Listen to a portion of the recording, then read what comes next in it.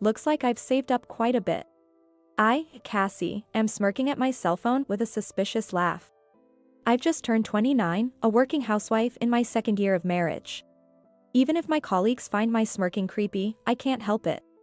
After all, I'm finally close to saving enough to build my long-awaited dream home. The bank account balance displayed on my cell phone is nearing the target amount. My husband, Max, whom I married after an office romance, and we don't have children yet. We've always planned to have kids after building our home. I wanted to enjoy being single a bit longer, but at 27, I married Max, who was in his mid-30s and insistent. Working at the same place as my husband, albeit in different departments, is awkward. But changing jobs would definitely mean a lower salary. So, I've been persevering, and now I'm just a step away from buying our home. It's been a long journey. There are no particular issues between my husband and me, work is going well, and so is our savings. Living an ordinary life, working a regular job, and buying a plain home. Continuing such an average life is what I consider my greatest happiness. But life doesn't always go smoothly. For me, the biggest problem is my relationship with my in-laws. This is the most challenging aspect of my marriage. After finishing work, I return to our rented apartment. It's a bit cramped for two, but we're enduring it until we save enough for our home. The moment I open the front door and see those shoes, my fatigue instantly multiplies. They're here again today. I sigh heavily in my heart. I'm home. Oh, you're back. You're late today. The one who responded to my announcement of returning home wasn't my husband, Max. It was my mother-in-law, heavily seated on the sofa installed in our cramped apartment. Good evening. Do you always come home this late? Our in-laws live just 3 train stops away. Not too far, but uncomfortably close. That's why my mother-in-law often visits our home without considering the distance. Coming home this late, what about Max's dinner? It's always like this. No words of comfort for my late return from work, just complaints from my mother-in-law. I'm sorry, work was busy. I'll prepare something right away. Max has been home for a while now. Cassie, aren't you inefficient? Even though we work at the same company, Max's and my departments are entirely different. Max's department hardly ever has overtime. But, as a trade-off, the pay is lower. My department is critical to the company, with many important projects that can't be finished without overtime. As a result, my salary is the highest in the company. I don't bring this up myself, and I wish Max would, but maybe his pride gets in the way, he never says anything. Right now, he's just silently sipping his tea. Since we both work, I think Max could help a bit with the housework. But he steadfastly does nothing. Shopping, laundry, cleaning, preparing the bath, and cooking. When he comes home from work, he's either watching TV or fiddling with his cell phone. Unaware of all this, my mother-in-law, as usual, came to criticize me today. It's fine, I already had dinner with Max. You already ate? We had some delicious sushi. I treated Max to something nice for a change. I see. I nearly jumped when I heard the name of the sushi restaurant. Isn't that a high-end place? I was surprised, but since my mother-in-law paid, I decided to let it go and started to head to the kitchen to prepare my own dinner. But my mother-in-law stopped me. Cassie. I hate to ask, but could you do me a favor? I had a bad feeling.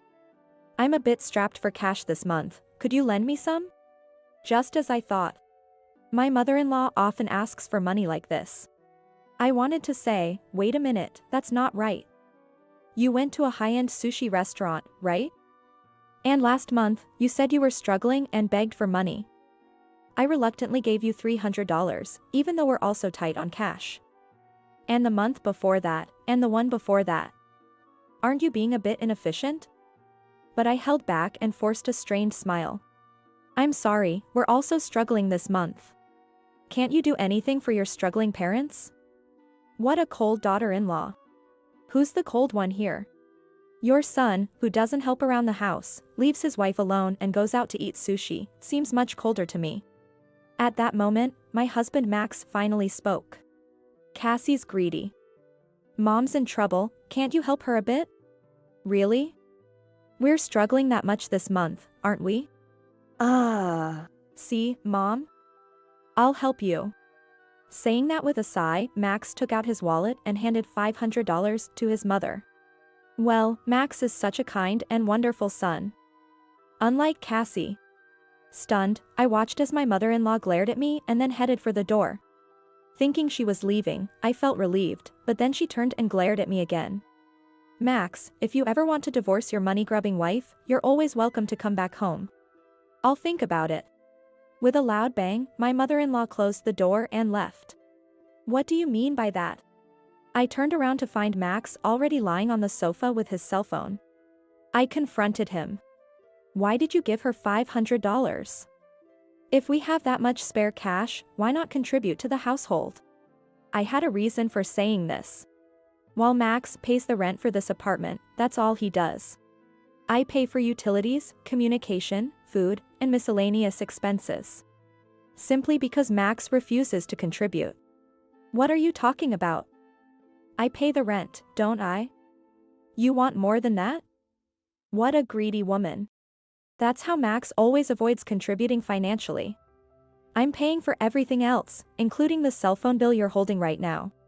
It's only natural. You earn more than me. But I only make a little more than your salary. We're barely making ends meet with living expenses and savings. Oh. You have enough to save? Then you should be fine. Look. Max, reacting to my mention of savings, suddenly reached out his hand. What's with this hand? I gave my mother $500, and now I'm out of money. Give me some spending cash. What? You've got to be kidding. Despite keeping all his salary except for the rent, Max always claims to be short on money each month. He used to say, a man has to entertain and socialize, and I reluctantly gave in, but not today. Why should I pay for your and your mother's sushi? Why do I have to pay for that? It's a way of showing respect to parents. What about me? Neither my mother-in-law nor Max ever appreciates me. It's just a loss on my end. And what was that about considering divorce? That's exactly what it means. If you keep being so stingy, I might have to think about it. With that, Max locked himself in the bedroom. He even locked the door. In our small apartment, there aren't many rooms. With the bedroom locked, I had no choice but to sleep on the sofa. In these stressful days, my only comfort is looking at my bank account balance. After enduring another round of sarcasm and financial demands from my mother-in-law, I opened my cell phone before starting overtime at work. I logged into my savings account I've had since I was single. Almost enough for our dream home. That's what I thought until I saw something that made me freeze. What is this? I stood up with a crash, apologized to my boss, and rushed home. Max. Are you here? What's up? You're home early today. Max looked surprised. In front of him was an array of what clearly looked like high-end sushi. And he wasn't alone. Welcome home, Cassie. We're just visiting. Both in-laws were there. Not just my mother-in-law, but my father-in-law as well. I wondered what they were doing here. What are you all doing? We're eating sushi. Want some, Cassie? Sushi? Where did the money for this come from? Oh, we had some extra income. Extra income? As I pressed them, Max and the in-laws looked taken aback. I grabbed Max by the collar as if to not let him escape, and he reluctantly handed me something. It was the bank book for the account I had just checked online. I opened it quickly. I was speechless when I saw the transaction history. What is this? How did you withdraw this? Well, I just tried what I thought might be the PIN, and it worked. It worked out, huh? How dare you withdraw my money without permission? The money I had been saving diligently since my single days was withdrawn in a large amount.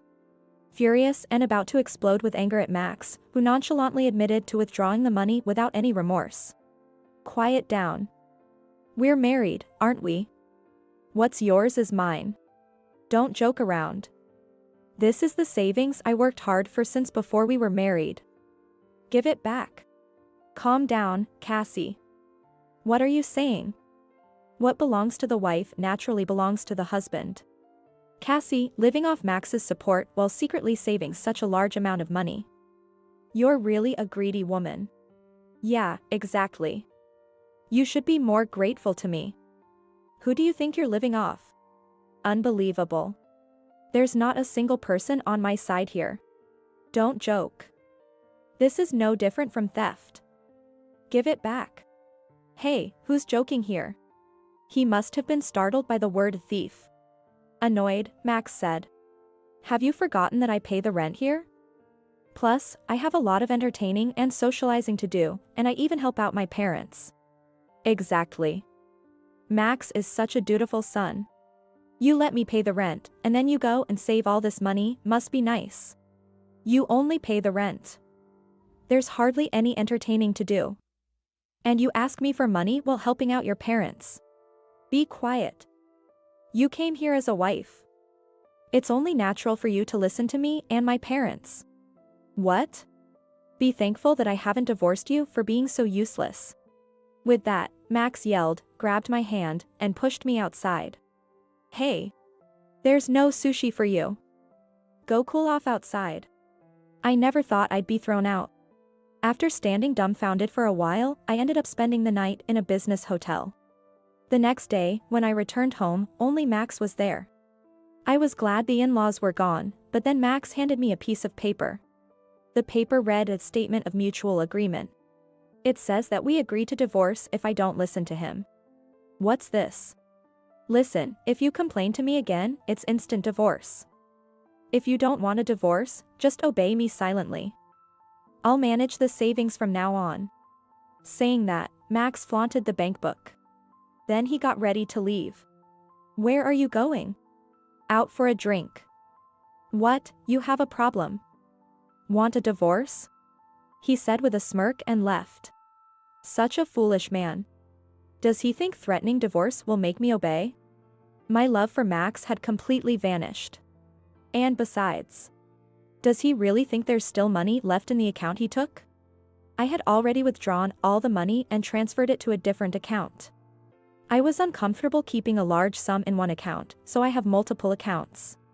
The bankbook Max took was just one of them. I signed on the paper.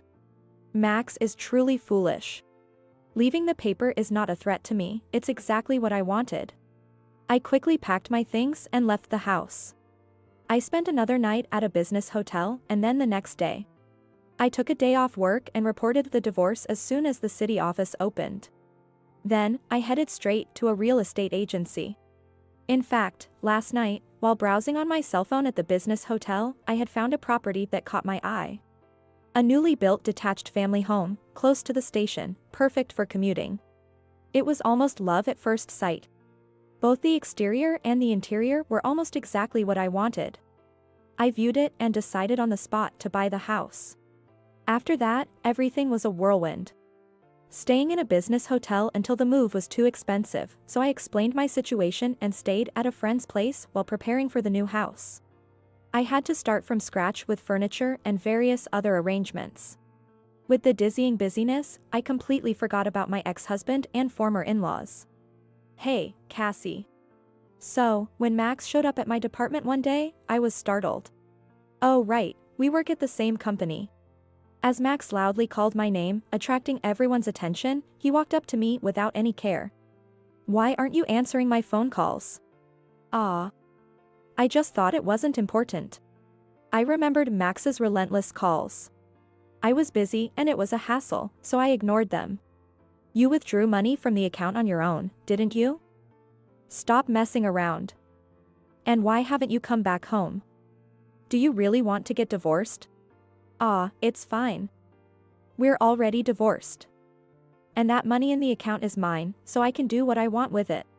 He still seems to think the word a divorce is a threat. My nonchalant reply left Max looking dumbfounded. What a stupid face, it's laughable. What? Divorce, you mean? You kindly offered it for me. I gratefully accepted it. What? I don't accept this. Whether you accept it or not, the divorce is final. Oh, and I've already informed the company and completed the procedures. You might have some paperwork to do, so make sure to report it to your boss, okay? With that, I returned my gaze to my computer. I'm busy. Divorce. Where are you living now? You left your stuff at the house. I took what I needed. I'm living comfortably with new things I bought. Don't worry. Where are you living? It's none of your business. This is a matter of privacy, so please don't pry any further.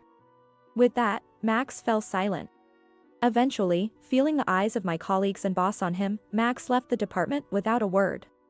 Cassie's got it tough, my colleagues sympathized. The comfort of my new home was the best.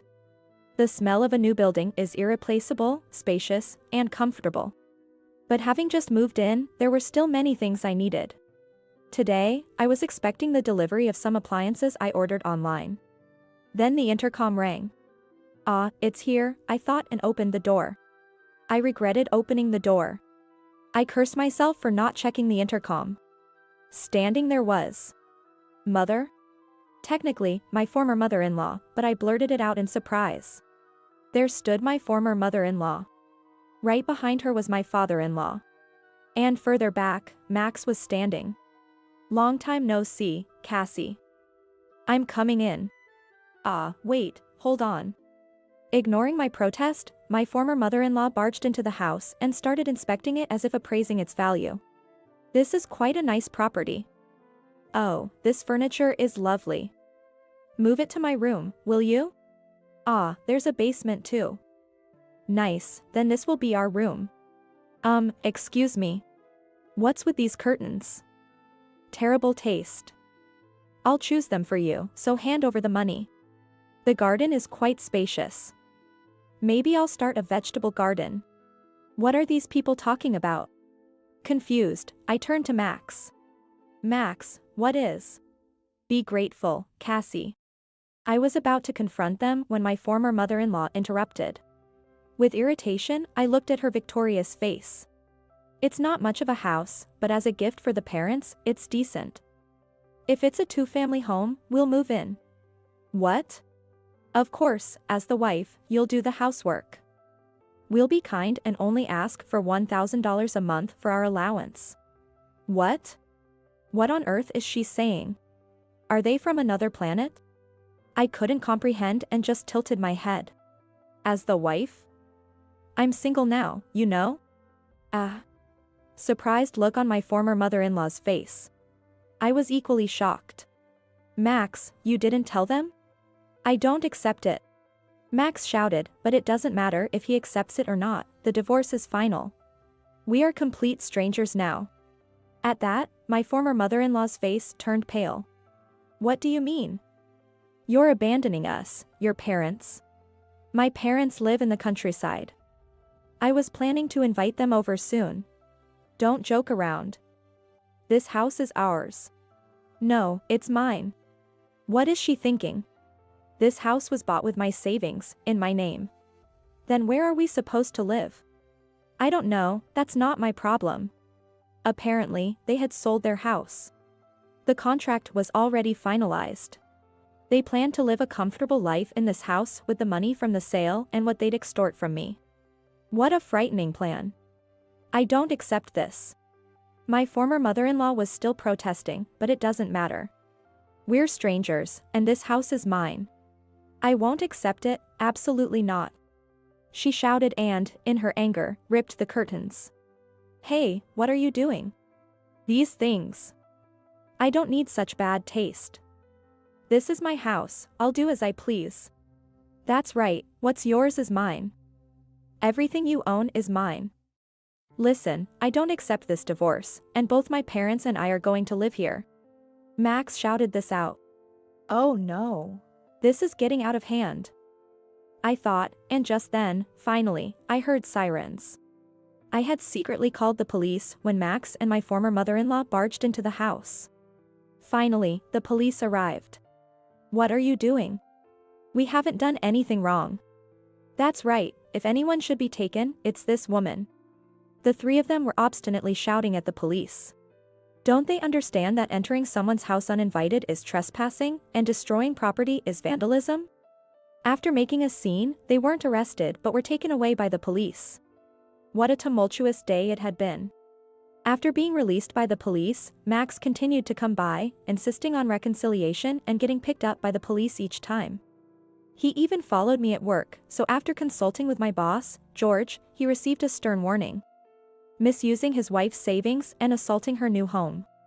As these actions became the talk of the office, Max was looked down upon by everyone, leading to an uncomfortable working environment and his resignation. Seemingly affected mentally, he found it hard to get re-employed. My former in-laws, having sold their house, took the money and moved into the cheap apartment where Max and I had lived. It was an old, poorly maintained place, so it wouldn't have fetched much money. The three of them will likely live there modestly with that money. Finally free from it all, I'm enjoying a comfortable life in my own home. I offered to have my parents from the countryside live with me, but they aren't ready to move yet, so for now, I'm enjoying living alone. Maybe I'll remarry if I find the right person, but for now, I'm good. For starters, I want to get a dog, something I couldn't do in the apartment. I also want to try gardening and host home parties with friends. Looking at the blue sky through the window, I think about all the things I couldn't do before and how I want to enjoy my life from now on.